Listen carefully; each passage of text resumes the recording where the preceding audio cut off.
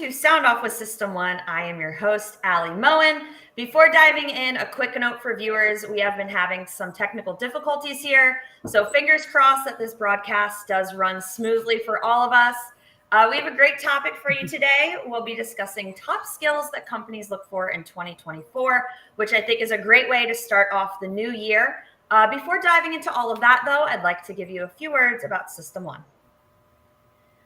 System 1 is a leading provider of specialized, highly technical outsourced services and workforce solutions to critical infrastructure, technology, life sciences, and government sectors, putting more than 650 employees and 9,000 contractors to work in the United States, Canada, and the UK.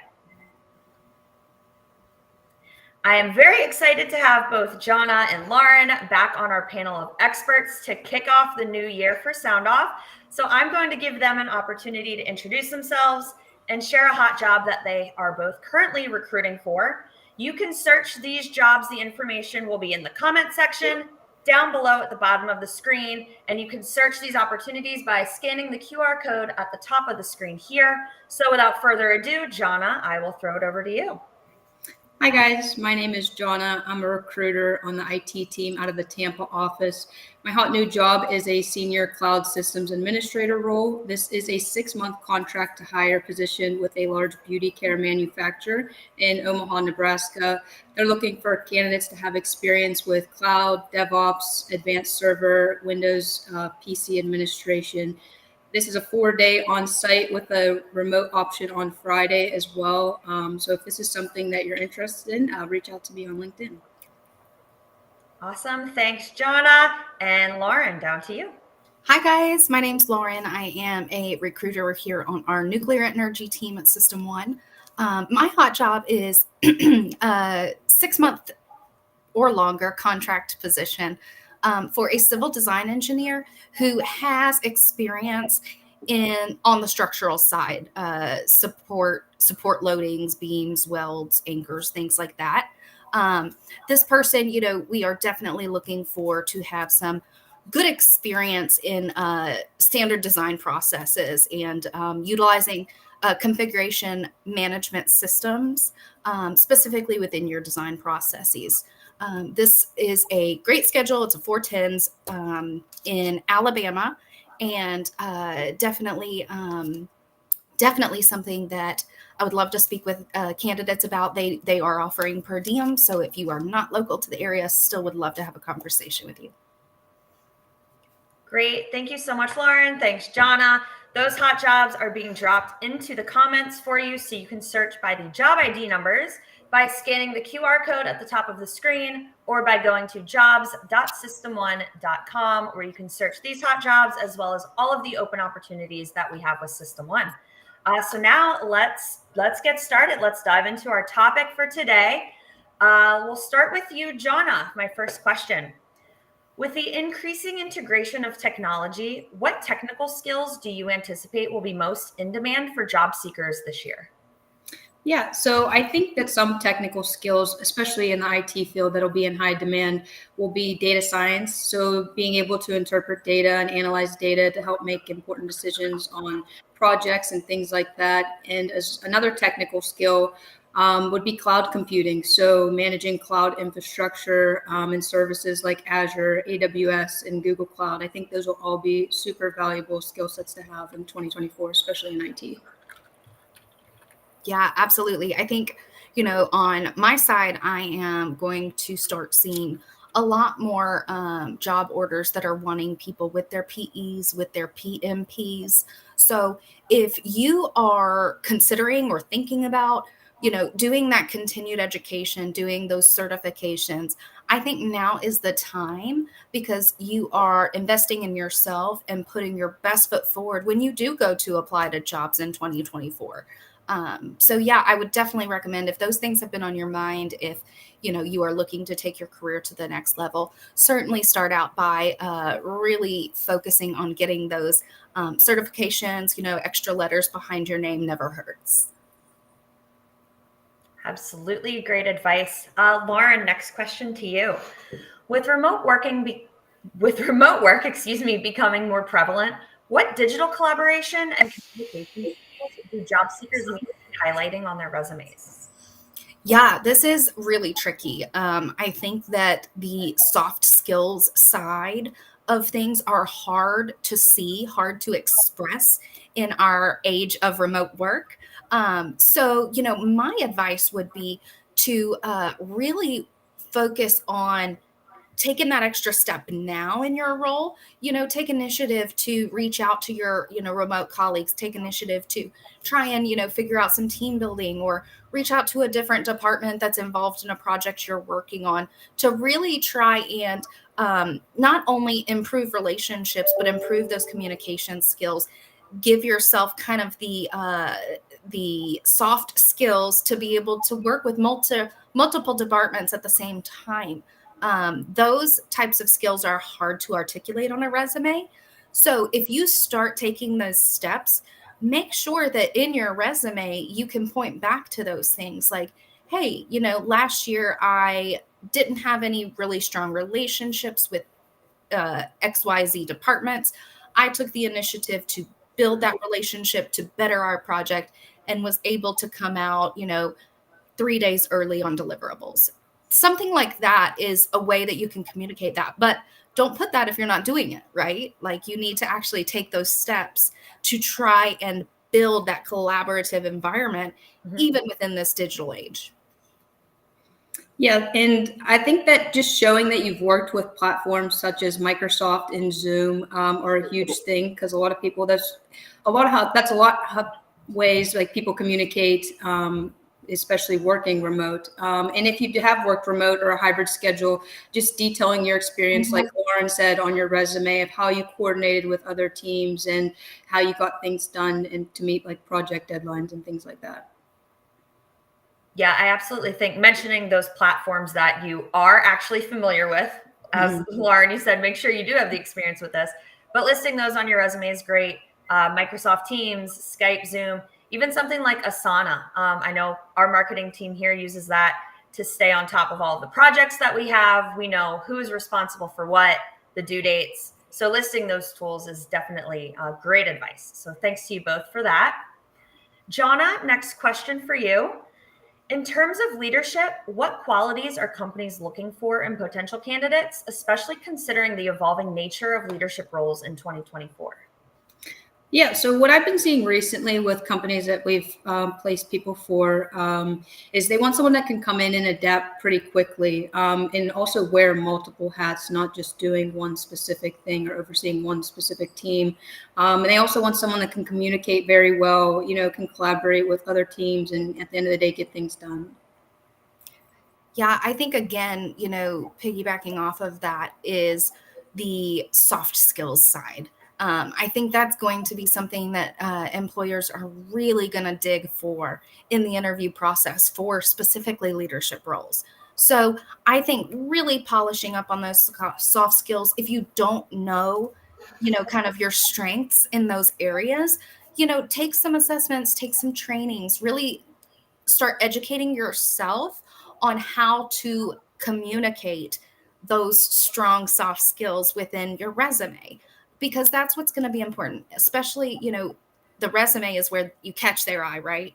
But then also using the narrative within your examples, within your experiences in the interview process, to be able to really just nail home the examples where your soft skills have changed the outcome or made something much smoother. That's going to be huge. I think that, the 2024 technology world that we're in is really going to target those people who have the strong communication skills, the strong leadership skills, the strong interpersonal skills to be able to really stand out as an applicant. Absolutely. Couldn't agree more with both of you. And Lauren, what role do certifications and continued education play in demonstrating a commitment to professional development? And are there any specific certifications that are particularly relevant in 2024? Yeah, so I think that this particular topic, professional development, personal development, continued education within your industry, within your chosen field, these are things that companies are going to want to start seeing you do independently. I think that a lot of companies have taken away the budget for, sending you to conferences, sending you to trainings, participating in corporate-wide trainings. Those budgets have just been cut. I mean, big companies are susceptible to inflation as well. So I think taking the initiative to do those things on your own is going to speak volumes about your passions, your commitment to the industry, and your value as a leader in your role. I think that specific certifications, earlier I mentioned the PE certification, the professional engineer certification, which allows engineers to be able to sign off on designs and confirm that they are within the engineering standards that we have in place. As well as the PMP, which is a project management professional certification. Those are things that we are seeing more and more as kind of desired qualifications in job descriptions. Even if it's not a solely project management role, they still want to see that on your resume. They want to know that you have invested in yourself so that they can really understand that you're going to invest in this role. Yeah, to piggyback off Lauren, I think that, going to get those certifications shows that a candidate is developing and staying up to date in that field, in their profession, with those skill sets. Some certifications that I do think will be relevant 2024, especially, like I said, in IT, cloud computing. So like in AWS, Azure certifications, Google Cloud certifications. And I do think cybersecurity certifications as well. So something like a CISSP or a CompTIA Security Plus, I think those will all be good certifications to have going into 2024. Yep. Great specific examples from both of you. Thank you for sharing those. Jonna, we'll stick with you for this next question. How can job seekers effectively demonstrate their ability to work in interdisciplinary teams and collaborate across departments? Yeah. So one example of, you could just highlight on your resume, where you've successfully worked with other teams or across different departments to, achieve a common goal or get a project done. Another thing that you can do is get references from the colleagues that you've worked for in different departments. Have them give you a recommendation of how it was working with you. Those things, I think, are some of the things that you can do. Absolutely. That's great advice, Jonna. If you are in a position where you are not naturally inclined to support other departments or to reach out to them or to collaborate with them, I think it's also important that you take the initiative yourself to reach out to other departments that are involved in a certain project and see, what you can do to support them. Hey, what can I do to help this project? What are you utilizing to be able to make things move forward on time? How can my role in this project support your role better? I think really like taking the initiative to communicate, to reach out, to, ask how you can help. That is going to be seen as going the extra mile. That's going to be seen as somebody who really wants to improve a project. I think that's so important because you never know what kind of relationships you're going to build in those different departments on a short project. Who knows? I mean, like Jonna said, if you have a strong relationship with somebody, I mean, even if it's somebody in IT, project management, finance, I mean, talk to those people, really ask what can be done to improve their processes. Because I think number one, people remember the people who help them out.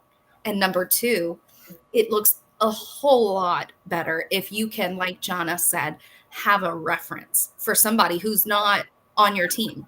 That's huge because I think it gives a totally different perspective to your interviewer, or, somebody is speaking with that reference, gives a totally different perception of them for how you work and how you are able to contribute to a team.